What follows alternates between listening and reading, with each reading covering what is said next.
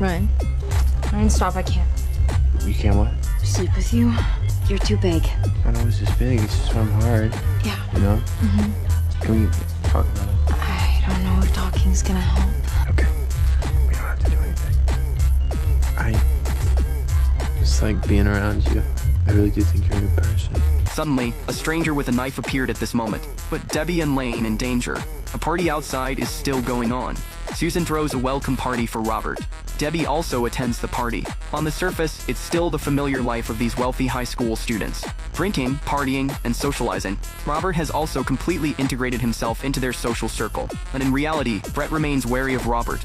Debbie, however, doesn't see Robert as a dangerous person the way Brett does.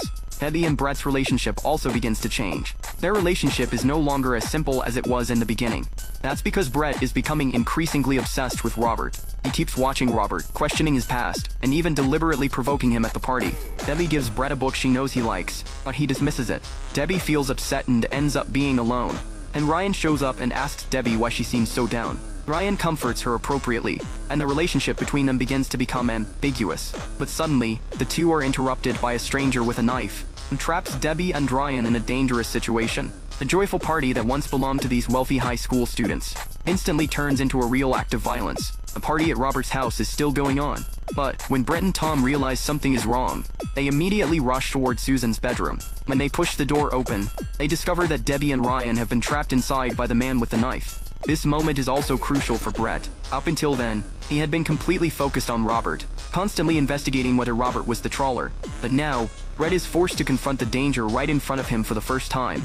Tom also enters the room with Brett, and the two of them face the man with the knife together. This scene briefly brings Brett, Tom, Debbie, and Ryan together, especially Brett. He had been completely consumed by his suspicions about Robert, but when Debbie is suddenly in danger, he has no choice but to turn his attention away from Robert. And this incident further proves that the danger brought by the trawler is no longer just a series of murders reported in the news.